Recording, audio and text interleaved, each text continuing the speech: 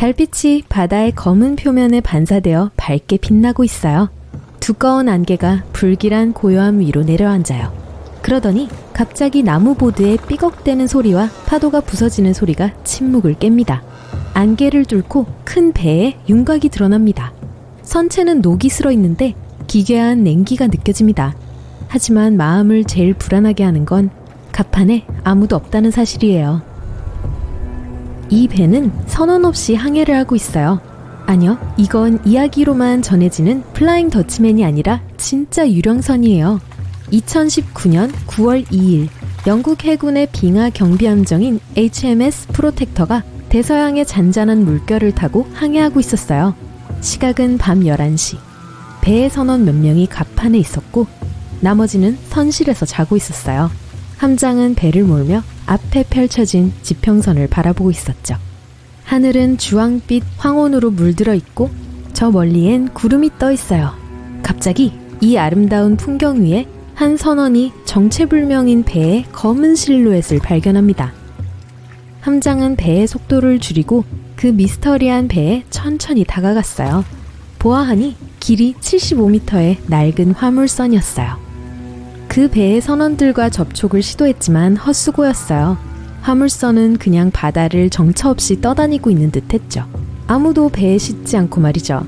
최소한 생존자는 없는 듯해요. 텅 빈 갑판은 부딪히는 파도에 맞물려 삐걱대고 있어요.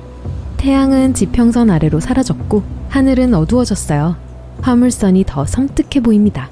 영국 항해사들은 이 이상한 배의 갑판에 오르는 걸 주저했어요. 그들은 사진을 찍고 인터넷에 올리고는 제갈 길을 갔어요. 많은 인터넷 이용자들은 이걸 보고 항해사들이 진짜 유령선을 발견했다고 생각할 거예요. 5달 후 우린 지금 아일랜드의 카운티 코크에 있는 발리코튼이라는 마을에 있어요. 한 주민이 아침 일찍 조깅을 하러 집을 나섭니다. 헤드폰에서 흐르는 음악과 신선한 찬 공기, 그리고 그가 뛰는 코스의 예쁜 풍경까지. 알찬 조깅을 위한 이상적인 조건이에요. 그는 켈트해의 해변의 스노인 길을 따라 뛰고 있어요. 어젯밤에 강한 태풍이 불어서인지 바다는 고요해요. 그는 낮은 절벽 위로 뛰어 올라가던 도중 큰 선박을 발견합니다. 오래되고 녹이 쓴 75m 길이의 화물선 한 척이 해변 옆 바위 사이에 자리를 잡았어요. 배에 탄 사람은 아무도 없어요. 마치 오랫동안 그 자리에만 있었던 것 같지만 마을 주민인 그는 알고 있죠. 어제까지만 해도 그 배는 그곳에 없었다는 걸요. 잠시 후 알고 보니 이 배는 HMS 프로텍터의 선원들이 5개월 전에 조우한 그 화물선이라는 게 밝혀지는데 이곳에서 수천 킬로미터 떨어진 곳이었죠. 이 화물선은 알타입니다. 1976년에 건조됐어요. 여태껏 누가 이 배를 어떤 용도로 사용했는지는 아무도 모릅니다. 알려진 유일한 사실은 2017년 한 사람이 이 배를 매입했고 그 이후 탄자니아에 깃발을 달았다는 거예요. 여기서 언급해야 할 중요 사항은 현존하는 거의 모든 화물선에는 AIS라는 자동인식 시스템이 장착되어 있다는 겁니다. 바다에서 선박의 동선을 추적하는 데 필요하죠.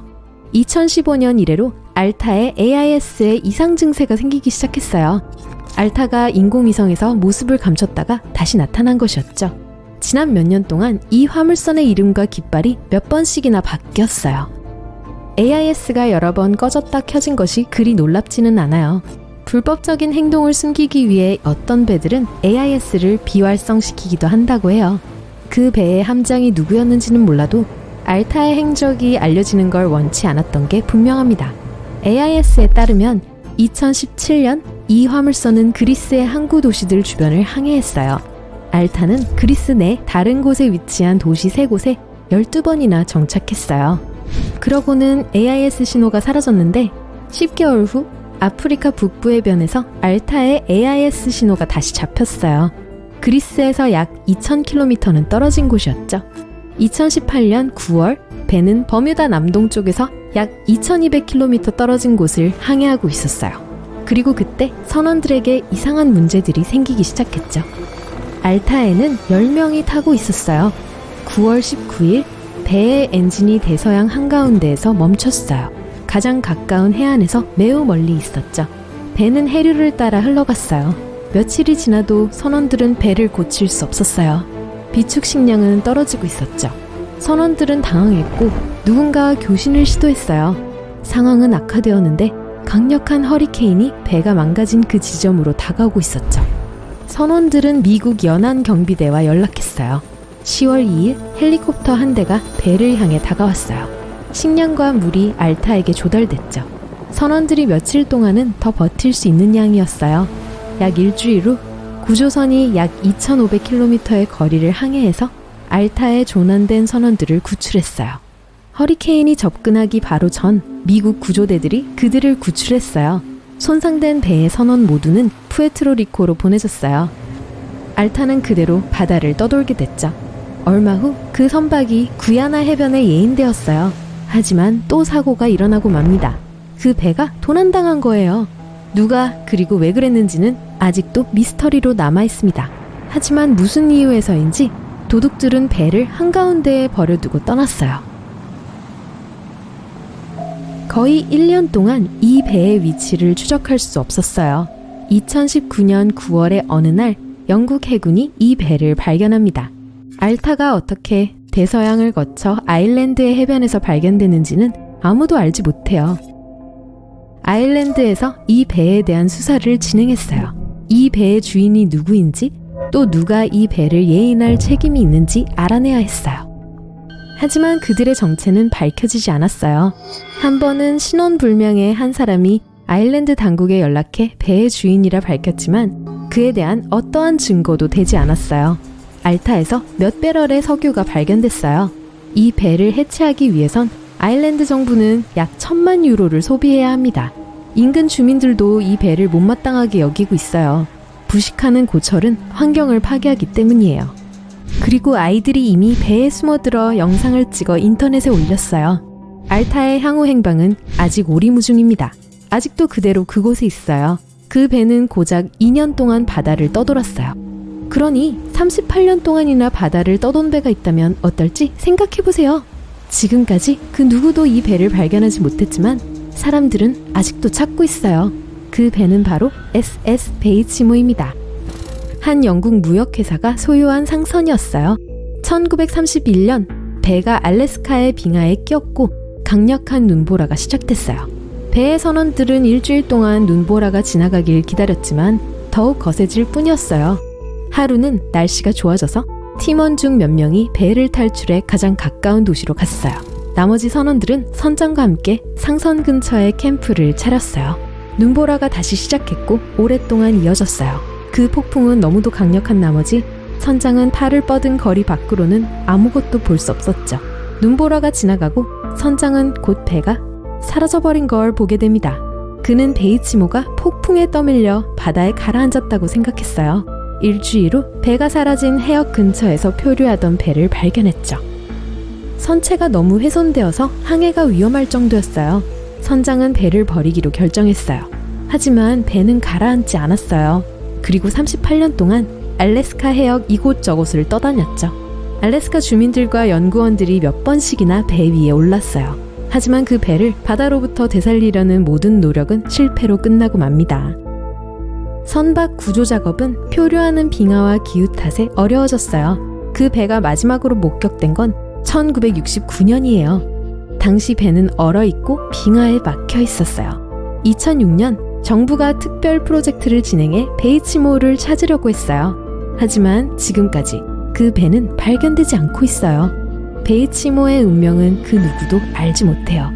아마도 추크치해 바닥에 가라앉아 평화롭게 자신의 운명을 맞이했을 것 같아요. 버뮤다 삼각지대에서 얼마나 많은 배와 비행기가 실종됐는지 추정할 수 있나요? 그 실종의 원인이 인간의 실수나 날씨 현상인 걸까요? 알아봅시다. SS 코토팍시에 관한 흥미로운 이야기가 있어요. 이 배는 사우스캐롤라이나 찰스턴에서 아바나로 여행하다가 1925년에 사라졌어요. 목적지에 도착하지 못했죠.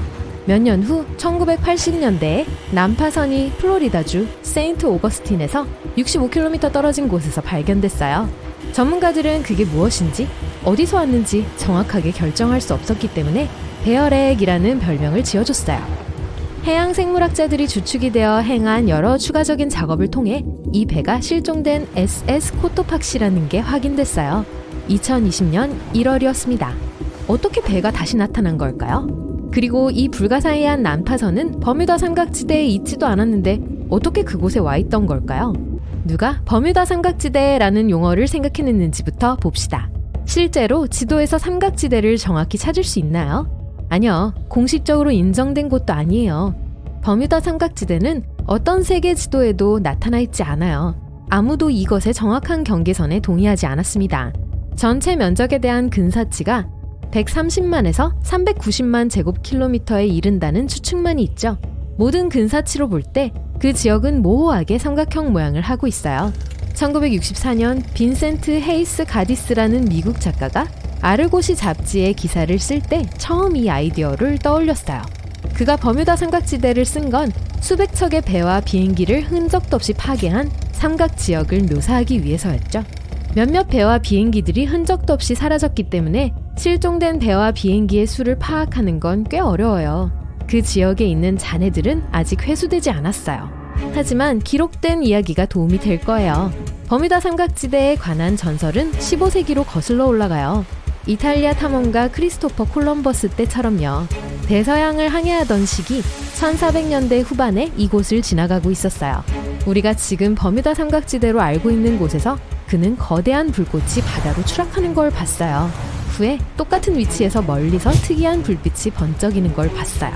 그 이후 다른 많은 선원들처럼 그의 나침반은 오작동을 심하게 일으켰어요. 과거 1945년 정기적인 항공을 하던 해군 항공편 19 또한 버뮤다 삼각지대의 전설을 시작했어요. 찰스 테일러 중위가 지휘했는데 아무 이유 없이 삼각지대에서 길을 잃었다고 기록되어 있어요. 그 당시 조종사들은 GPS가 없었기 때문에 나침반을 믿어야 했고 특정 방향으로 얼마나 날았는지와 속도를 추적해야 했어요. 작업을 마친 직후 기내에 있던 나침반 2개 다 제대로 작동하지 않았어요. 비행기의 실종 후에 발견된 기록들에 의하면 테일러는 그 특정한 날에 시계를 갖고 있지 않았다는 게 밝혀졌어요. 초기 보고서에는 이 불행한 사건의 원인이 조종사의 실수였다고 언급되어 있어요. 하지만 사람들이 이 결과에 만족하지 못했기에 여러 번의 검토를 거친 원인 또는 이유 불명으로 바뀌었죠. 브루스 게르논이라는 생존한 조종사는 삼각지대 위를 지나가는 동안 전자안개를 통과했고 그걸로 시간여행을 하게 되었다고 했어요. 1970년 그 사건이 일어났을 때 비행기를 조종하고 있던 그는 소용돌이를 형성하고 나선형으로 회전하는 2개의 거대한 구름에 둘러싸였어요. 이전에 많은 사람들처럼 내비게이션 장치가 오작동하는 걸 알아차렸어요. 겨우 구름을 뚫고 나왔을 때 비행이 35분밖에 걸리지 않았다는 걸 알았죠. 총 75분은 걸려야 했는데도요. 자신이 겪은 일에 대한 다른 합리적인 설명을 할 수 없었기 때문에 그는 시간에 밀려 나왔다고 믿었어요. 버뮤다 삼각지대에서 볼 수 있었던 건 이상하게 생긴 구름뿐만이 아니었어요. 2014년 한 조종사는 전혀 알 수 없는 날아다니는 물체와 거의 충돌할 뻔했어요. 이런 이상한 조우 중 일부는 심지어 테이프에도 찍혔어요. 2015년 초 비행편에서 승객들이 바다 위에 떠있는 기이한 물체를 알아차린 경우죠. 조종사는 거기서 실제로 뭘 봤는지 아직 알아내지 못했어요. 좋아요. 모든 설명 가능한 것들이 이렇게 특이한 건 아니에요. 예를 들어 해양학자들은 배가 왜 이 근처에서 사라졌는지 설명하려고 노력했어요. 그래서 최근에 오래된 이론 중 하나로 돌아갔죠. 이상파랑이요. 이것들은 갑자기 나타나는 거대한 물의 벽이에요. 만약 이런 여러 개의 파도가 동시에 상승하면 샌드위치처럼 겹쳐집니다. 하나의 파도가 10m 이상의 높이에 도달하고 동시에 일어날 수 있다면 30m 높이를 넘어서는 이상파랑을 만들어낼 수 있어요. 이런 종류의 파도는 가장 큰 배들을 빠르게 앞지를 수도 있죠. 기상학자들도 자신들만의 설명을 생각해냈어요. 육각형 구름이요. 이 특이한 형태의 구름은 최대 시속 270km의 바람을 일으킬 수 있어요. 그리고 32에서 88km에 이르기 때문에 꽤나 주목할 만하죠. 이와 같이 이 거대한 풍력 속의 파도는 14m까지 올라갈 수 있어요. 지구의 자기력 또한 관련이 있을 수 있어요. 버뮤다 삼각지대 내에서 나침반은 움직이는 자북극인 자북보다는 지리적 북극인 진북을 가리켜요. 어떤 사람은 심지어 이 두 개가 버뮤다 삼각지대에서 완벽하게 겹쳐서 항법 장치의 오작동을 일으키는 자기 현상을 일으킬 수 있었다고 했어요. 이걸 무편차선이라고 불러요. 문제는 과학자들이 이 선이 매년 움직인다는 걸 발견했다는 거예요. 한때는 버뮤다 삼각지대를 통과했을지 모르지만 지금은 멕시코만을 통과하고 있어요. 노르웨이 해안을 따라 발견된 다른 이상한 자연현상이 왜 버뮤다 삼각지대에서 그렇게 많은 배들이 사라졌는지 설명하는 데 도움이 될 거예요. 그곳에는 분화구가 몇 개 있어요. 폭이 최대 800m고 깊이는 48m죠. 과학자들은 이것들이 메탄가스 거품에 의해 만들어졌다고 믿고 있어요. 이 가스는 해저 깊숙한 곳에 숨어있는 퇴적물에서 새고 있는 것 같아요. 가스가 일정량에 도달하면 표면으로 터져 폭발을 일으켜요. 그럼 오늘날의 조종사와 선장들이 실제로 이 지역을 피하나요? 그게 오늘날 그곳에서 실종되는 배들이 적은 이유를 설명해 줄까요? 하지만 만약 여러분이 마이애미에서 푸에르토리코의 산호항까지 비행기를 타본 적이 있다면 아마 그게 사실이 아니라는 걸 아실 거예요. 배에 관해서 말하자면 만약 사람들이 버뮤다 삼각지대를 피한다면 거의 모든 캐리비안 휴가들은 엉망이 될 거예요. 오늘날까지 버뮤다 삼각지대를 지나가는 비행편은 많으니 피하는 사람은 없는 게 분명해요. 이곳은 세계에서 가장 왕래가 많은 항로 중 하나예요. 오늘날 버뮤다 삼각지대는 바다와 항공 둘 다에서 매일 교통량이 많습니다. 하지만 이 지대는 실제로도 자주 발생하는 열대성 폭풍과 허리케인의 영향을 받아요. 지역 날씨의 급격한 변화를 일으키는 강한 해류인 멕시코 만류가 버뮤다 삼각지대를 통과한다는 걸 명심합시다. 게다가 대서양에서 가장 깊은 지점인 밀워키 심연 또한 버뮤다 삼각지대에 위치해 있어요. 푸에르토리코 해구는 밀워키 심연 깊이에서 거의 8,380m에 도달해요. 그러니 생각해보면 모든 미스터리는 인간의 실수, 나쁜 날씨, 그리고 많은 선박 교통의 완벽한 조합인 거예요. 미국 해안 경비대가 제공한 자료에 의해 확인됐고요. 확률을 보면 버뮤다 삼각지대에서 실종된 배나 비행기의 수는 다른 곳과 다르지 않아요. 실종은 대서양의 어느 비슷한 지역보다 더 자주 일어나지 않습니다. 공식 통계에 따르면 이 지역을 여행하는 동안 약 50척의 배와 20대의 비행기가 사라졌다고 해요. 이게 전체 개수를 파악하기 어려운 또 하나의 이유입니다. 만약 배 한 척이 실종된 것으로 보고되면 공식 기록에 구조됐음을 기술할 수 없습니다. 또 보고에 더해졌지만 알고 보니 사실 전혀 일어나지 않은 사건들도 있었어요. 1937년 플로리다 데이토나 해변 앞바다에서 일어난 비행기 추락 사고처럼요. 지역 신문들은 놀랍게도 그것에 대해 아무것도 밝혀내지 못했죠.